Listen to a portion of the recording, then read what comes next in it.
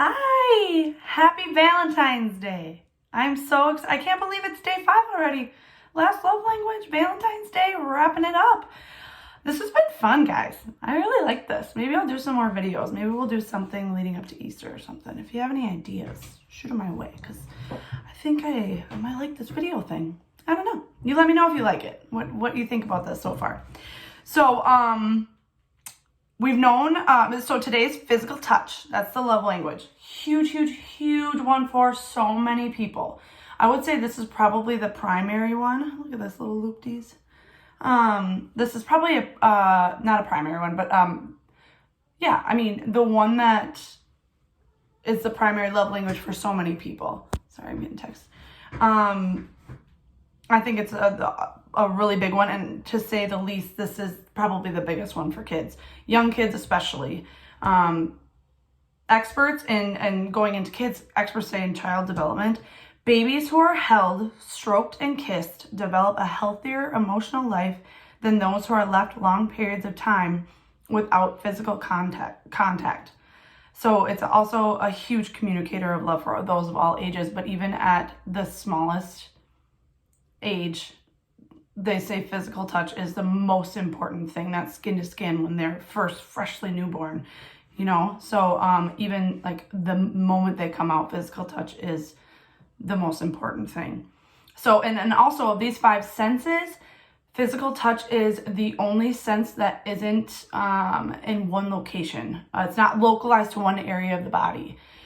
They're throughout the body. So when these receptors in your body are touched, the nerves carry this impulse to the brain, and the brain interprets these impulses, and we perceive that thing that touched us as warm or cold, hard or soft, pain or pleasure, or we also may interpret it as loving or hostile.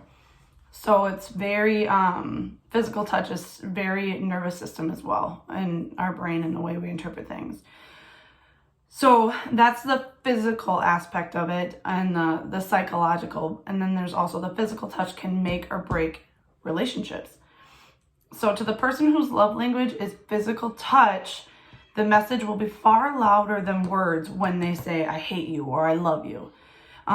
So this is kind of a dramatic example, but it's worth mentioning. So like a slap, this is a straight from the book example. A slap in the face is detrimental to any child, but it is devastating to the child whose primary love language is physical touch.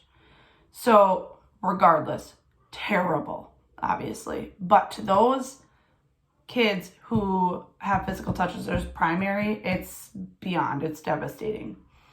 And then on the other end of that spectrum, a tender hug communicates love to any child, but it shouts love to the child whose primary love language is physical touch. And the same is true to adults. The same is true.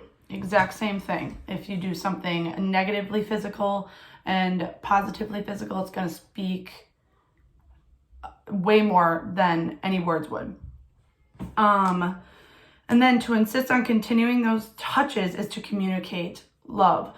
But the opposite happens if you insist on communicating those types of love when that person doesn't like them, finds them irritating or unwelcome. So let's say someone's tickling you and you're like, stop, please stop, you know, or someone comes up and touches you in a weird way and you're like, no, thank you.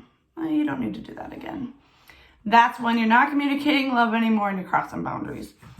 We've all been there, right? We've had that person that just is like, keep your hands off, right? So, and then there's 2 different kinds of love, explicit love and implicit love.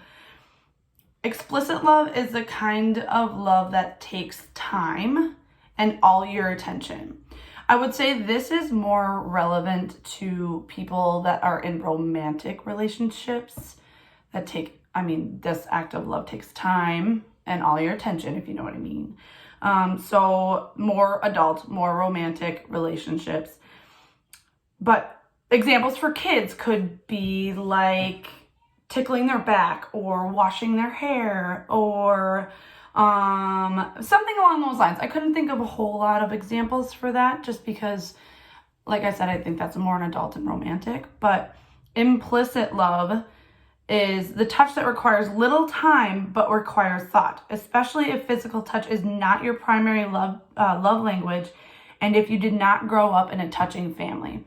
So the example that was in the book was perfect for my family, because the example is sitting close to each other while watching TV, and I laughed out loud because my two oldest daughters, we have this big L-shaped couch, and every time they are watching TV, they are like this to each other. They're like sitting on top of each other, and me and my husband are like, look at them.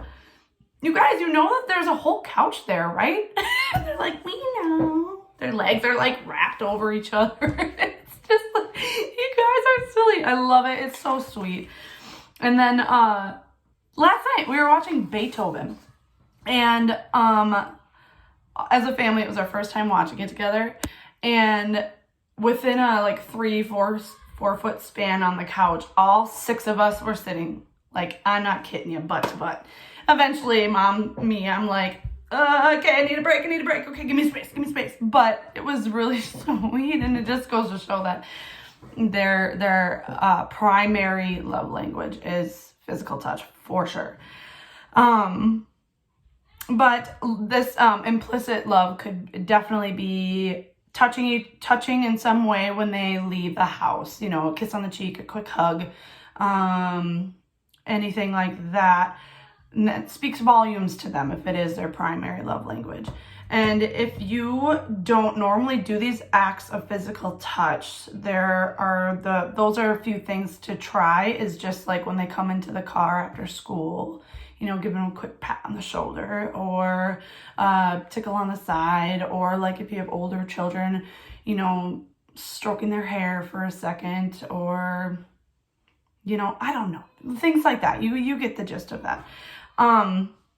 So in the book, the next section was titled "The Body is for Touching," which I thought was a little weird at first, but I mean, it makes sense.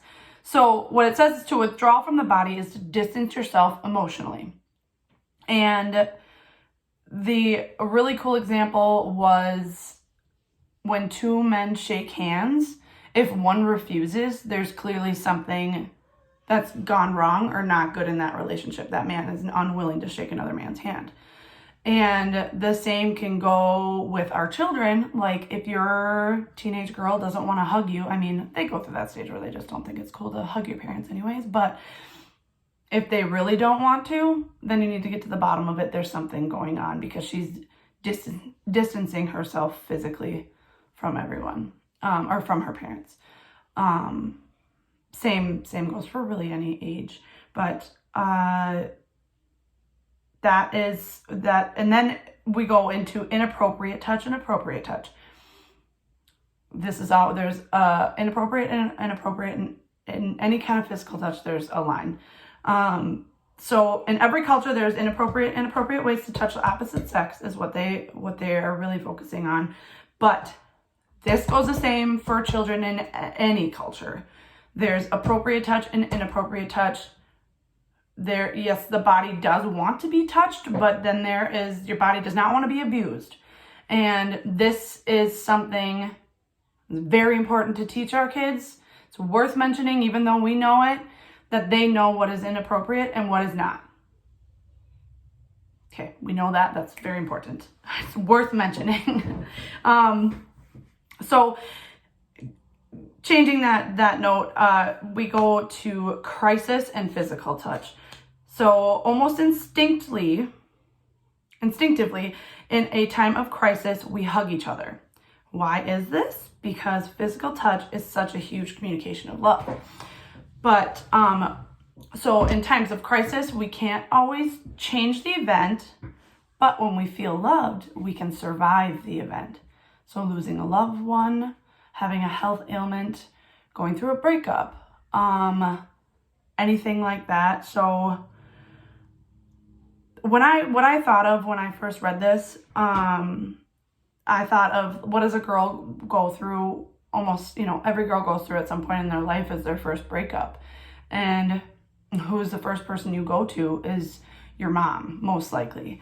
And then as a side note here, I want to mention that I know that this isn't always possible for many women. I lost my mother at a very, very young age, at about 15. So right at around that age where that could happen. And you don't always have that parent who would be there for you to offer that physical touch and love during a time of crisis, and in any type of love language, honestly. So I just wanted to point that out, that you're not unheard, and I see you. I was blessed to have love from, I had 2 older sisters. I had a very loving father, aunts and uncles, and maybe you had to turn to the same people. But I hear you, see you, and thank God that our children have parents, and some of them don't have both. But I just wanted to state that. Anyways, going back to crisis and physical touch, the person that's physical touch the person whose love language is physical touch, they will always remember when that person was there for them, and they cried in their arms and just was hugged and cried. And that means the world to somebody whose primary love language is physical touch in a time of crisis. They will always remember that moment where you were just physically there for them in that manner. So like I said, nothing means more to them than that. Words mean little to the person of primary love language is physical touch. So for those of you with your kids that their primary love language is physical touch, but it's not yours. So I think that I do this, but I don't do it enough for them. You know, they need more from me to fill their love tanks. So some things that you can practice are like holding their hand in church if they're young, doing some sort of physical touch when saying hello or goodbye. That could be for any age.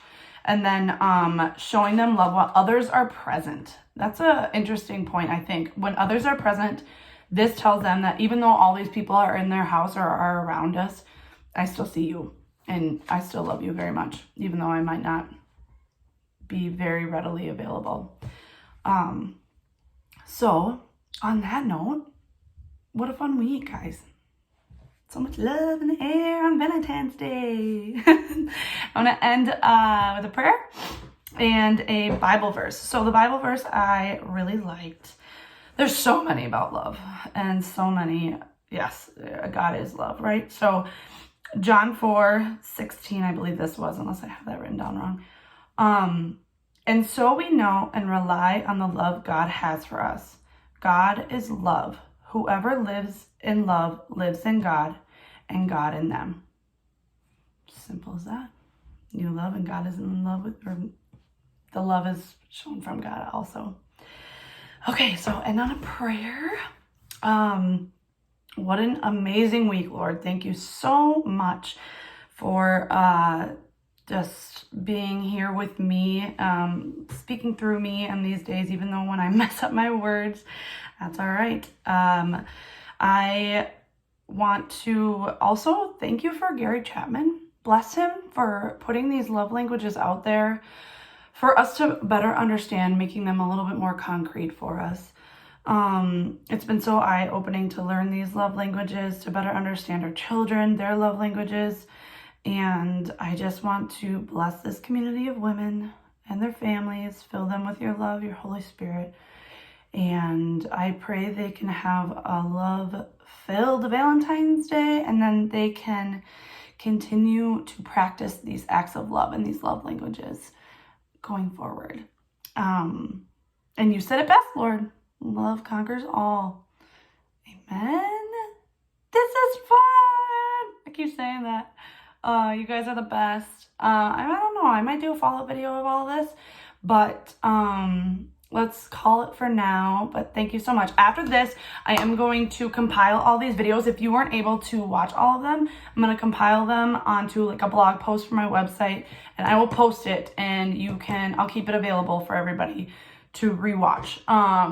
Because I know it's a lot of content. It's a lot of minutes from your busy days, I'm sure. So, but please watch and share with people. Love languages are great. I think I have the link posted everywhere if you want to buy the book, 5 Love Languages by Gary Chapman. Super easy read, guys. Super easy. That's it. All right. Thanks, guys. Happy Valentine's Day again. We'll see you soon.